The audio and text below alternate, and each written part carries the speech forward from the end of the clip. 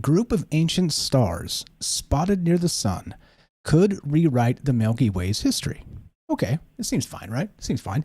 Researchers using the Gaia Space Telescope studied some ancient stars near the sun, revealing that our corner of the Milky Way may be billions of years older than once thought. Oh, you don't say. Well, that's strange because that's not, in terms of the cosmos as we know it, that doesn't seem correct at all. But I'll read just a little bit of this to you so you're on the exact same page as we go.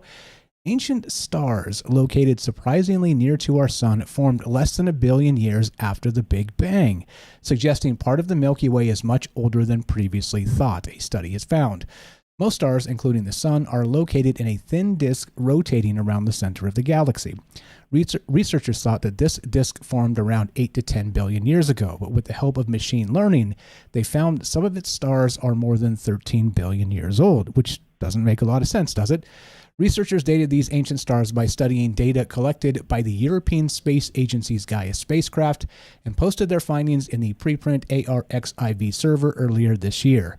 The Leibniz Institute for Astrophysics Potsdam, that's AIP, shout out AIP podcast, anything is possible. AIP in Germany, this is the scientific version, announced the discovery on Wednesday, July 31st. So this just happened.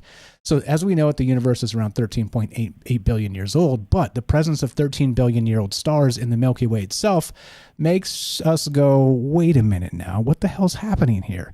And not just that, it means that there's, like I said, like I suggested, the actual timeline of events in the cosmological order are being thrown asunder, okay? So that's Exhibit 1. Now, Exhibit 2, as we get going into this, we're seeing signs of life everywhere. And look, dreamers like us, the Troubled Minds fam, we know there's going to be life out there somewhere. There's definitely going to be life out there somewhere, okay? How that sort of manifests and when we discover it or when that disclosure happens, whatever it looks like, we're probably not going to be shocked because we've been talking about the possibilities and even definitive style probabilities of this happening, at least just mathematically. And so it's not going to shock us. We're going to be like, yeah, duh. We've been saying this for a long time. And we're not the only ones, by the way. But check this out. This is from space.com. And as usual, all the links are in the description down below. So I encourage you to read these in full. Check this out. Possible signs of Mars life. Astrobiologist explains Perseverance rover's exciting find. And so if you guys are paying attention, they're finding, evidence of life on Mars with these Mars rovers. Pretty wild stuff. So just from the top of this article, blah, blah, blah. On July 21st, the rover sampled an arrow-shaped rock, which scientists have nicknamed Chayava Falls, after the highest waterfall on Arizona's Grand Canyon. If I mispronounce that, pardon my French. And found that it hosts organic compounds, which are the building blocks of life as we know it. Wisping through the length of the rock are veins of calcium sulfate, which suggests a fluid, very likely water, once flowed through the rock. Finally, the rock is speckled with white spots with black rims, in which the rover's instruments detected iron phosphate molecules. On Earth, similar leopard spots are indicative of fossilized records of microbes. In the Chayava Falls Mars rock, they may be signs of chemical reactions that occurred billions of years ago, which could have served as an energy source for ancient microbial life, the Perseverance science team shared in NASA statement on July 25th. So all this is coming out in the past week or so, okay, which is absolutely wild. Now, that's Exhibit 2, okay? We got Exhibit 1, the ancient stars right here in the Milky Way going all the way back to the beginning of the universe. We've got astrobiologists describing that we probably have the smoking gun for actual extraterrestrial life on Mars. And let's go Exhibit 3. Check this out. So not only that, this is published August 3rd, which is what, today, yesterday? Yeah, yesterday. Scientists find more proof of life on Venus. Okay, so you start to see the theme here. This is suggesting that as mathematically we know it to be, again, as dreamers, not as scientists, just as dreamers, that life is freaking everywhere out there, okay? And so scientists find more proof of life on Venus. Read a little bit of this to you. So 4 years ago, back in 2020, a group of scientists at Cardiff University in the UK discovered phosphine, and we talked about this when it happened, in the clouds of Venus. A significant discovery, the researcher said, showed that a gas closely related to life on Earth existed on Earth's twin still to this day. spurring theories that life on Venus might not be completely extinct just yet. Oh, so not ancient life, actual modern alien life on the two closest planets. Well, at least one's ancient, one's modern, the two closest planets to us. Strange, right? Which would suggest there's life every freaking where out there, okay? But anyway, however, straight back to the article. However, many scientists called back to those researchers and those theories, calling them crazy for even suggesting such a thing. And while it is always good to have a healthy amount of skepticism about things, as we do, by the way, perfect time for the disclaimer, no truth to be found here, just ideas. Yeah, that's it. It is a mark of an educated mind to consider a thought without accepting it. We call that drinking the maybe juice, okay? So don't hold me to any of this. It's just kind of theory crafting on what we're seeing in these news cycles and what it means in the larger context. Or may not, because of course, I start here wrong. My entire premise is always wrong, and when we end, I'm also wrong. So don't freak out and be like, you're wrong. Yeah, you're right. You're right. You're right. I'm wrong. Anyway, so, and while it is good to have a healthy amount of skepticism, these scientists didn't give it up. And for now, 4 years later, they are back with more evidence to support their theory of life on Venus with phosphine. The new evidence supporting the theory that life on Venus might exist concerns yet another gas important to biological activity here on Earth, ammonia. Well, the finding isn't a grand slam by any means, but it does show that the researchers are willing to do what it takes to build their case for an otherworldly ecosystem on Earth's neighboring hothead. The idea here is that the ammonia these scientists have detected on Venus is being created by some form of microbial life. Modern alien microbial life one planet over. Think about that. We're told that's impossible. We're told scientifically it makes no sense. We are in the Goldilocks zone, however. Anyway, ammonia would make the environment much less acidic and even more survivable, the researchers explained to CNN. Just throw out the CNN part. Exhibit 4. Can the moon? Okay, we'll actually get back to that in a sec. Because, yeah, so you get the point. So we're now starting to see that it's probable that not just from a troubled mind style dreamer that alien life is everywhere, but also that the universe, it works in mysterious ways and could be even, let's say, different chunks of it to go back further cosmologically than we ever dared dream, which in this case, like I said, back to the Milky Way and back to 13 billion-year-old stars close by, cosmologically speaking, doesn't make a lot of sense. But that means that we've been here for a very, very long time, even in our own galaxy. So what the hell does that mean in the larger context? In the largest scope of this, the cosmos not being as we believe it to be, and including sections of the Milky Way galaxy to be even as old as the universe itself, all the way back to the very beginning at least, not as old, but philosophically as old, pretty close, right? And then the weird part means that cosmologically speaking, in that long timeline, that who knows what the hell happened. And we say that there's not enough, let's say evolutionary time in the long calendar, the long count calendars, as I'm always calling this type of stuff, for life to have evolved everywhere. And if it has, the reason we don't see them, zipping around in flying saucers is because, well, we're told the distances are too far between the stars. We're told that there's going to be sort of an extinction process of technological civilizations as they run into sort of the wall, whatever that looks like. Maybe AI takes them over. Maybe they become transhuman in some capacity or transalien, if you know what I mean, and sort of merge with machines and become, I don't know, like an AI-style consciousness, which we'll get to momentarily here because this gets incredibly weird if you think about it. But here's the deal, right? So regarding all that, clearly there's life everywhere. We've talked about this. I mean, the dreamers know this. The scientists haven't caught up yet.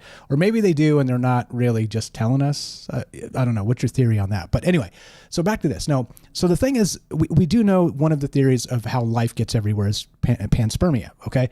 Meaning that comets and asteroids and all the rest of this stuff, sort of the shooting gallery of the galaxy itself and the larger universe is just give the building blocks of life everywhere, and they land on planets and do their thing and, start the primordial soup and all the stuff happens and boom, give us one miracle and we'll explain everything else with science. Shout out to Terrence McKenna and Matthew in Colorado for teaching me that.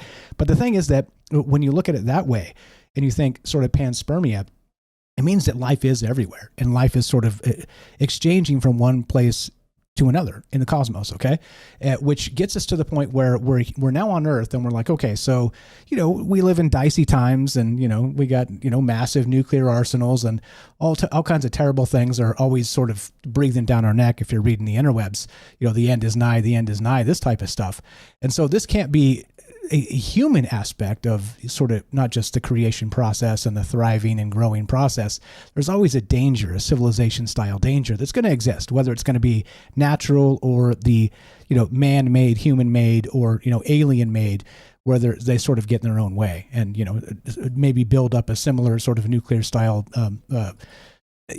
what do they call it when it's assured destruction? What is that called? Anyway, where basically everybody pushes the buttons and everybody dies. Okay, so what is it? It'll come to me in a moment. Anyway, I wasn't thinking of talking nuclear annihilation tonight, but the point is that if you look at what we've done here on Earth to sort of kind of stop this type of stuff in the event of a doomsday situation, you look at this situation in, let's see, it's Norway. And they have something called the Doomsday Vault. And we've talked about this in the past because they're basically storing seeds. They're storing, here you go, just read a little bit. Deep in the bowels of an icy mountain on an island above the Arctic Circle between Norway and the North Pole lies a resource of vital importance for the future of humankind. It's not coal, oil, or precious minerals, but seeds. Millions of these tiny brown specks from more than 930,000 varieties of food crops are stored in the global seed vault on Spitsbergen, part of Norway's Svalbard archipelago. That's how you say that, I guess, or not. It is essentially a huge safety deposit box holding the world's largest collection of agricultural biodiversity, okay? So then, in that sense, we know that this type of thing is necessary when you're looking at the larger context of danger within a civilization, danger within sort of the temporal time frame of growth and kind of coming up to the point where we're, pointing rockets at each other saying, dare me to push the button, because these psychopaths that run the world are doing God knows what they're doing.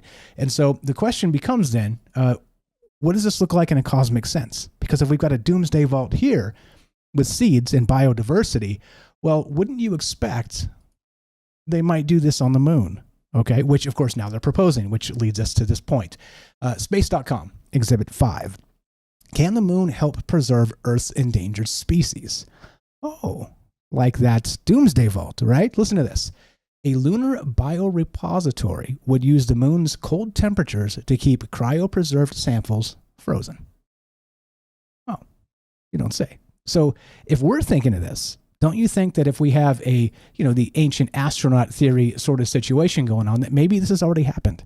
Maybe the panspermia aspect of things is a little more targeted than we'd ever want to believe, which of course means that the aliens out there are sort of, picking and choosing spots to fire life at, okay? Which means that if in the sense of some sort of cataclysmic event on Earth, then you would have to have some sort of Noah's Ark of such, okay, for the Great Flood. But of course, in this sense, the Great Flood is metaphorical doomsday, the end of times. And so at some point, you would need that biodiversity back, which means this is what we're looking to do. So straight to the article, this is pretty wild. Could the moon soon be home to frozen biological samples of Earth's endangered creatures? New research suggests scientists could use naturally occurring lunar cold spots, some of which haven't seen sunlight for billions of years, to do just this. You think if ancient astronaut theorists had their aliens flying by, you think they maybe thought of that a long time ago? Wonder if it's already up there. Anyway, so I digress a little bit, but we'll get to that. So recent studies have shown that as many as 8 million species exist on Earth, and over 1 million of these are under threat of extinction. Worryingly, this estimate could be the tip of the iceberg, as there could be many species that could become extinct before they have ever been identified. Yeah, right. Those the cryptids running around out there we haven't caught and quantified just yet. I'm just half joking. But okay, so a new concept devised by a team of scientists led by Mary Hagerdon of the Smithsonian's National Zoo and Conservation Biology Institute shares the benefits and challenges of creating a biorepository on the moon. This cool repository of cellular material would ultimately preserve animal skin samples with fibrous cellular material that supports and connects other tissues or organs called fibroblast cells. from the world's endangered species. But, of course, why stop there? If we're going to do it, build an entire cosmic Noah's Ark and just throw it all up there, which, of course, means you would just tap into, 23andMe, their hack. You wouldn't even have to buy the information. Just go buy it on the black market from whoever hacked them. But you get it. So now we're not just doing sort of endangered species. We could be doing actual DNA individual type stuff. There it is. Thanks, James. Mutually assured destruction. That's what I was looking for. Words are hard, especially when you're riffing most of this, or 2/3 of this. Anyway, so this is the point, right? This is the whole point of tonight, because I started thinking about this, and if panspermia is a thing, and life on Earth comes from elsewhere, and it's dust and it's rocks and it's stardust and all the things, right? And this is what kind of causes this. And what I mean this is us and this moment and all the great things that humanity has become. But it also causes us to kind of be staring at the end, the doomsday scenarios, just because it's part of human nature, and not just because of us pointing rockets at each other and threatening that mutually assured destruction. Thank you, James, for not just that, but also a super volcano. The things like this. There are, we could have just an unbelievable solar flare, like a class 10 solar flare that's unprecedented, something like that, and just roast the Earth and turn us, back to the Stone Age. There's a lot of that stuff that exists in the cosmos, because the cosmos is a scary place. And so the question becomes, if let's say an ancient astronaut theorist, or ancient astronauts, as they say, because we know what the ancient astronaut theorists do say, they say yes. But if there was an actual older entity, older civilization, whether it's alien or whether it's us from a time bygone, then the moon seems like the perfect spot for something like this. And they're describing it now in terms of, we got to get back to the moon. We got to do our thing. Look, China's up there on the dark side of the moon, as we've been told. They brought back rock samples, which they describe as pretty weird stuff, being jelly, or kind of like a little more viscous, like with some goo on them or something. I don't know. We don't really know exactly what it is just yet till they release all the scientific papers on that stuff. But they're finding some odd things on the far side of the moon, and it does make you wonder when you look at this other. Let's go to point 6, exhibit 6, and then we'll take a quick break. So, cave discovered on moon could be home for humans. And this is just 3 weeks back, July 15th. Yeah, the scientists have for the first time discovered a cave on the moon. At least 100 meters deep, it could be an ideal place for humans to build a permanent base, they say. Okay, so if we have some sort of actual repository of a DNA or whatnot on the moon, wouldn't it make some kind of sense that it was put in one of these caves where it hasn't seen sunlight in a billion years or whatever, and so it's staying frozen? And what are they keeping up there? So the questions for you tonight, of course, are exactly this. Now, I don't know, of course, I'm wrong. Bailey has it right. Breaking news, Mike is wrong. Yes, you're correct. But what do you give the odds of, let's say, an actual ancient civilization in some capacity has known this, and maybe we're on a second or third or fifth or 10th iteration of this on planet Earth itself with cataclysmic cycles, and maybe there is already this actual cosmic time capsule placed on the moon itself? You think that's likely, or do you think that's just science fiction nonsense? And then, that's the question. That's where we start tonight, because there's a lot of ways to look at this. But I think mathematically, for me, all the time between the beginning and now, there's a lot of time for a lot of things to happen. So that type of stuff to me makes me go, let's give it a good solid maybe. But what do you think? As usual,